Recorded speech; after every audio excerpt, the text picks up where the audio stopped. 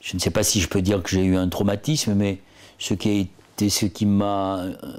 un des événements qui m'a le plus marqué dans ma vie, c'est la mort de mon frère Jean, qui est mort d'un cancer foudroyant en l'espace de 2 mois. Il avait 45 ans, et il est mort sous mes yeux. Et c'est vrai que c'est...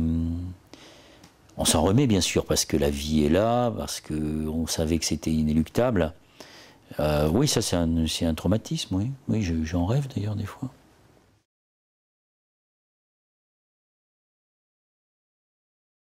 Le moment où j'ai choisi de passer du journalisme à la politique, je ne l'ai absolument pas vécu comme un traumatisme. Bien sûr qu'il y avait une tension, parce que je m'aventurais dans l'inconnu, et que je sortais d'un milieu qui était finalement très protégé, où j'étais très bien, et où je savais que je pouvais rester encore longtemps, en faisant d'ailleurs des choses qui me plaisaient.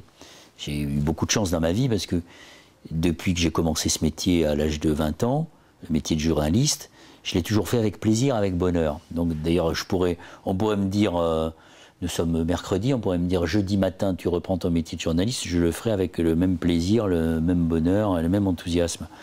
Donc c'était pas du traumatisme, c'était de la tension. Mais je n'ai pas fait ce choix contraint et forcé. C'est-à-dire que la télé m'a pas botté les fesses en me disant va-t'en. Je savais que je pouvais y rester. C'était donc un choix personnel, délibéré, vraiment construit. Et donc, oui, je l'ai vécu comme une tension. Mais je vis en ce moment une tension, qui n'est pas un traumatisme, c'est une autre tension. C'est encore un choix. Je sais qu'il est nécessaire de s'imposer à soi-même la limitation du cumul des mandats. Je suis maire de Bègles depuis 1989. Donc en 2014, ça fera 25 ans. Il n'y aurait pas la limitation du cumul des mandats que je devrais me demander, est-ce qu'au bout de 25 ans, il ne faut pas savoir s'arrêter et céder la place, même si on a le sentiment qu'on peut faire encore beaucoup de choses et qu'on est encore utile. Et donc je suis dans cette tension entre me dire, est-ce que finalement je choisis de rester, parce qu'en 2014 je m'imposerai, même si le gouvernement ne le fait pas, je m'imposerai d'être à la tête d'un seul mandat. Et je suis en tension, parce que c'est pas aussi facile qu'on le croit. Et je suis en tension entre me dire, est-ce que je reste député avec un pouvoir limité, même si je suis dans la majorité, où il n'y a pas besoin de nous pour voter les lois finalement, puisque les socialistes ont la majorité absolue, ou est-ce que je reste les pieds dans la terre à Bègles? Voilà, donc je suis en tension, mais je réfléchis à tout ça, et c'est pas si facile.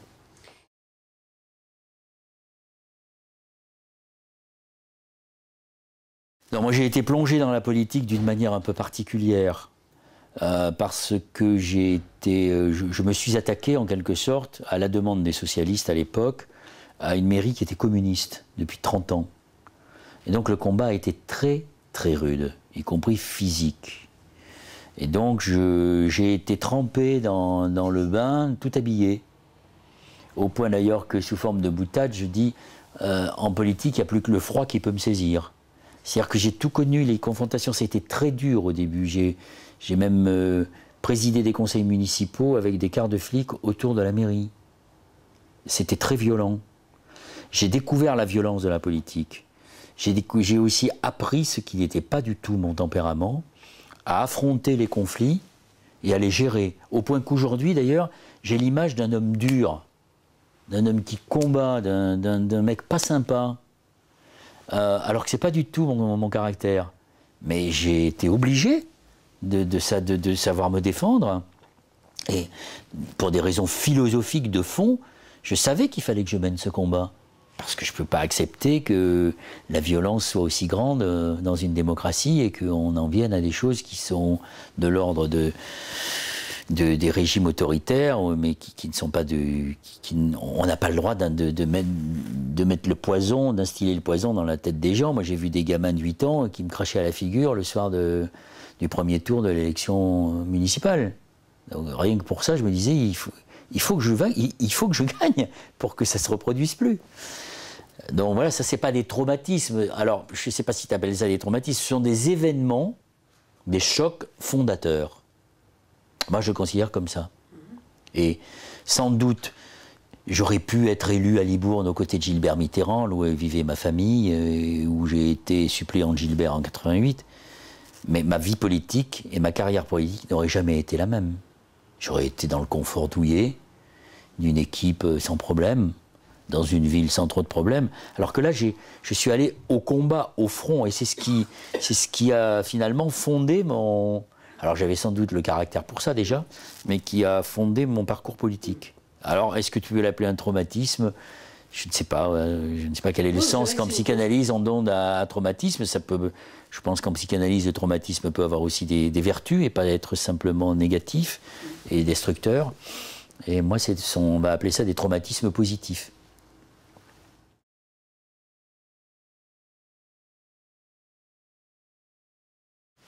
Oh, des rencontres, j'en ai eu beaucoup dans ma vie. J'en ai eu beaucoup dans ma vie de journaliste. Des belles rencontres, de belles personnes. Donc ça, c'est facile, ça aide, ça nourrit, ça rend plus fort. J'ai eu aussi des mauvaises rencontres, oui, mais pas tellement. Pas tellement, donc. Et puis, si tu veux, je pense qu'il faut tenir compte de ce qu'est la nature humaine, y compris de ses propres limites et de ses propres turpitudes. Donc, on dépasse très vite, oui. J'ai été blessé. Par exemple, il y a des choses que j'ai mal vécues. Il y a une chose que j'ai très mal vécue. Pendant la campagne des présidentielles en 2002, j'ai été prise à partie rue de Rivoli un dimanche, alors que j'allais faire des photos avec des copains pour la campagne. J'ai été pris à partie par des jeunes intégristes juifs qui m'ont agressé. Et il y a un vieux monsieur qui était là. Alors, ils m'ont pas tapé, mais c'était pas loin. Hein. Et il y avait un vieux monsieur qui était avec eux qui disait « Ne le touchez pas, il est antisémite ». Or, tous les combats que j'ai menés, c'est une blessure pour moi. Et la blessure plus grande, c'est que dans mon quartier, dans ma rue, il y a beaucoup de commerçants juifs qui me disaient bonjour depuis 20 ans que je suis installé et qui me tournaient le dos à cause de mes positions sur la Palestine. Et il y a des militants, il y a des ultras sans doute, qui ont dessiné une croix gammée sur la porte de mon immeuble. Et mon fils, qui était petit à l'époque, qui allait à l'école tous les jours, il voyait ça.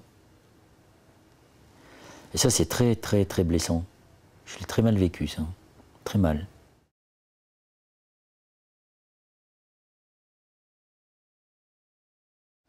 Ce qui me fait tenir, c'est le fait que je considère que la politique, c'est pas le bien contre le mal, c'est la recherche de ce qui est juste.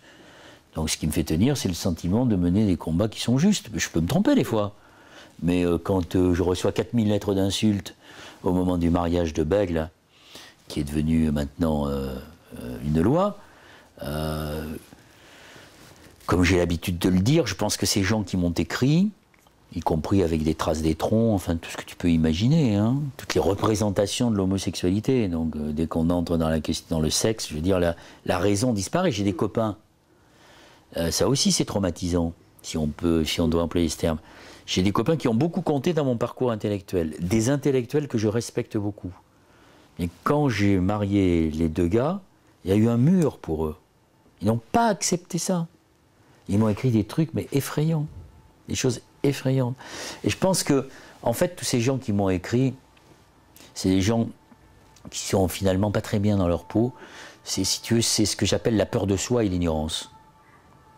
Or, je considérais, quand j'étais journaliste, que mon métier, c'était d'abord de lutter contre l'ignorance. C'est la fonction du journaliste. Et maintenant que je suis politique, c'est toujours de lutter contre l'ignorance et de lutter contre la peur de soi. Parce que quand on a peur de soi, on a peur des autres. Et donc on s'invente des boucs émissaires. Donc j'ai pas de haine du tout contre ces gens. Je pense que il y a quelque chose qui ne va pas pour qu'ils m'écrivent des choses comme ça. Et alors, ce qui est formidable, c'est qu'à l'invitation de Jean-Michel Ribes, le directeur du théâtre du Rond-Point, avec Ariane Ascaride, François Martouré, Serge Simon, qui était l'un des trois piliers, enfin il n'y a pas trois piliers, qui était en première ligne de l'équipe de rugby de Bègle, qui était championne de France en 91, qui est médecin et qui est très, enfin, qui correspond pas à l'image qu'on se fait du rugbyman, qui a beaucoup participé au mariage de Bègle. Et moi-même, on a lu des lettres devant un public. Et quand Ariane Ascaride lisait ces lettres, les gens riaient. Donc elle réussissait à dégoupiller toute la violence qu'il y avait dans ses lettres et à la retourner. C'était très intéressant, très intéressant. Mais c'est vrai que c'est pas évident, oui. C'est pas évident à vivre, donc voilà. Il faut avoir le. J'ai appris à avoir le cuir un peu plus tanné.